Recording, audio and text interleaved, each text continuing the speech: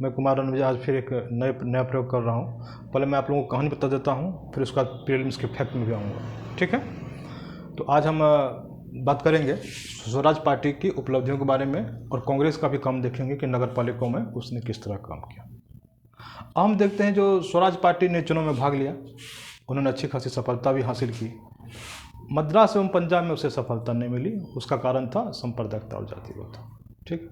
Central legislative assembly में वो राजनीतिक मोर्चा बनाने में भी कामयाब रहे। अब उनके मुख्य उपलब्धियों को देख लेते हैं।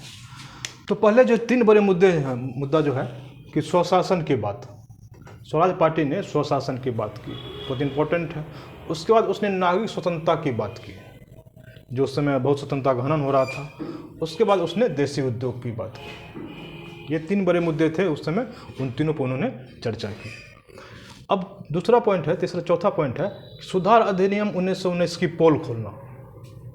हुआ क्या, अब जो भी ये लोग विरोध करते, अगर सरकार वहाँ मतलब पराजित भी हो जाती इस परिषद में, फिर भी चूँकि कार्यपालिका सीधे गवर्नर के या वायसराय के अधीन थी, उसके प्रति उत्तरदायित्व थी, वो अपना कानून बनवा लेते थे। इससे ये पता चल रहा था कि सुधार अधिनियम 1919 कुछ भी नहीं है।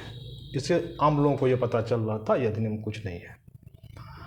और इनकी सबसे बड़ी उपलब्धि ये भी रही कि विट्ठल भाई पटेल को सेंट्रल लेजिस्लेटिव असेंबली का अध्यक्ष बनाने में वो कामयाब रहे।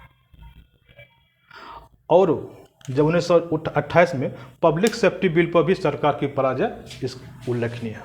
यह जो पब्लिक सेफ्टी बिल है, यह वामपंथी या समाजवादी पे लगाम लगाने के लिए ये बिल सरकार पास करना चाह रही थी, लेकिन वहाँ उस सरकार की पराजय हुई। अब स्वराज पार्टी कैसे संकट में आई उसको देख लेते हैं। हुआ क्या घटना, 1925 में सीआर दास का निधन हो गया, ठीक है। उसके बाद क्या हुआ कि जन आंदोलन स्थगित होने के कारण सांप्रदायिकता को बल मिला, सांप्रदायिक तत्वों दंगा उंगा सब शुरू हो गया फैलना। उसके बाद क्या हुआ, जो तीसरी जो एस्पेक्ट हुआ इसका, स्वराज पार्टी में सत्ता लोलुप तत्वों का भी घुसपैठ हो गया, ठीक है। उसके बाद क्या हुआ, संसद में अब स्वराज पार्टी के लिए करने के कुछ नहीं बचा था। वो प्रतिरोध की राजनीति कर चुके थे और सरकार तो अपना कानून बना ही रही थी, इसलिए वहाँ कुछ भी नहीं बचा था। अब इन्हीं सब परिस्थितियों में 1926 के चुनाव में जो है स्वराज पार्टी की हालत बहुत ख़राब थी। उन्हें उस तरह की सफलता नहीं मिली जो सफलता उसे मिलनी चाहिए थी। हालांकि उस चुनाव से पहले मोतीलाल नेहरू पर भी हमले हो रहे थे, हाँ, चाटुकार सांप्रदायिक तत्वों का उस समय बोलबाला था। लेकिन स्वराज पार्टी ने एक उपलब्धि हम कह सकते हैं, स्वराज पार्टी का ये एक महत्वपूर्ण उपलब्धि रहा कि उन्होंने असहयोग आंदोलन और स्वाभिनव अवज्ञा आंदोलन के बीच एक सेतु का काम किया। ये भी उसकी एक बहुत बड़ी उपलब्धि थी। हालांकि उनकी एक कमी थी, जो संसद में जितना उन्होंने गतिरोध किया उससे जनता को जोड़ नहीं पाए या उस तरह जन आंदोलन नहीं चल पाया। और इस तरह जो है हर एक आंदोलन कुछ उपलब्धि कुछ सीमाएं होती हैं। अब हम चलते हैं अगले एक पहलू पे कि कांग्रेस ने इस समय क्या किया, जो विधान परिषद चुनाव में भाग नहीं लिए थे। तो उस समय इन लोगों ने अस्थायी निकाय के चुनाव में भाग लिया, जैसे नगर पालिका में।